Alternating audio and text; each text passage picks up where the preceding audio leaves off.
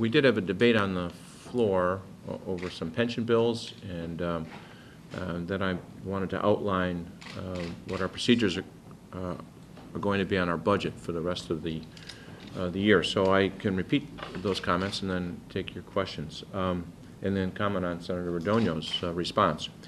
So we have two steps to the budget process. The first one was to certify through a resolution how much money we have to spend. We did that by passing a resolution. We took COGFA's numbers, which is a bipartisan commission, and that's the beginning part of the appropriation process. That is how much money we have to spend. And then today we started passing the actual budget, and we passed bills dealing with the pension payments. So we have prioritized the pension payments. We said it's not negotiable. We're not going to do what we did the last 2 years where we borrowed the pension payments, and we're not going to take a pension holiday like Governor Christie did in New Jersey. So far, we identified the fact that we have $34.3 billion to spend, and we have appropriated. An appropriation is an authorization for the governor to spend. We don't spend, we just authorize. So we've appropriated $7.8 billion for pensions and debt service.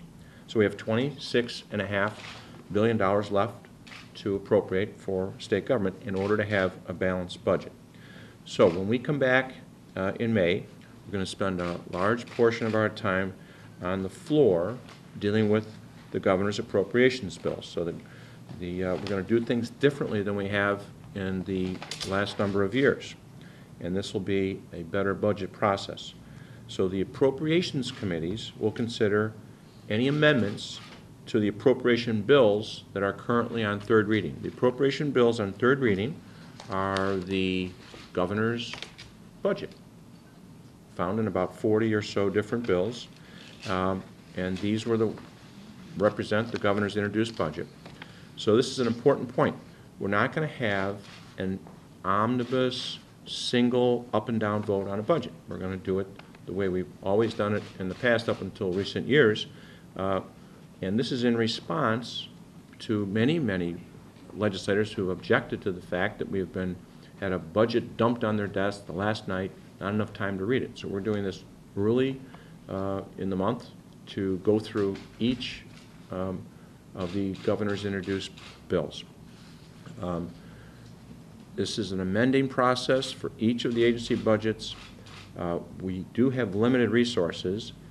We believe that the governor's budget is not balanced.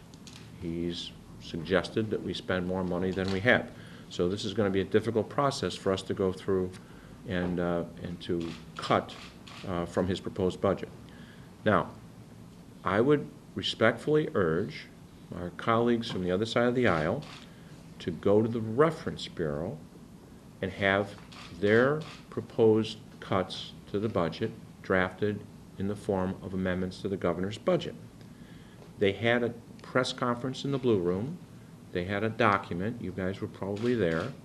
That's fine. That's a document that says we're going to cut $5 billion, whatever it is. Now go to the Reference Bureau, get a bill, an amendment, file it in the well, and then we'll send it to committee and we'll debate it so we can have a vote.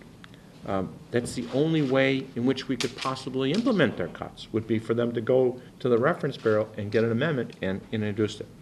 So all amendments filed that may reduce any agency budget will be referred to the Appropriations Committee for consideration, and then after the committee hearings, we'll go to the floor and we'll take votes. So this is a much more transparent process. We will produce a budget that is balanced, that lives within our means, and I'm going to ask members to make preparations for the week, so that they know when we come back we're going to be working very, very hard. Now, again, Senator Radogno seemed to suggest, and I'm kind of surprised and disappointed, that she's willing to meet in the next couple of weeks to work on an agreed-upon budget, which would be, I'm certainly willing to talk to her, but that's not what I'm suggesting here. We're not suggesting going behind closed doors and having a take or to leave it plan that we dump on the desk of the members. And this is kind of an odd request, it seems to me, in light of the fact that after boycotting the budget for the last 2 years, they had a press conference where they announced these cuts, and now they're suggesting they're not even going to go and have us vote on it. So we are going to do, in the next few weeks, go through the budget with our staff and members of our caucus, especially the appropriations chairman and the former appropriations chairman, to see where we can find cuts. We want the Republicans to participate. We will offer our amendments. We'll urge them to vote for it. If they don't think that we're cutting enough, they can introduce their own amendments, and we can take votes on cutting some more. So their press conference and their proposal is not a budget until they go to the reference bureau and they put it in the form of a bill.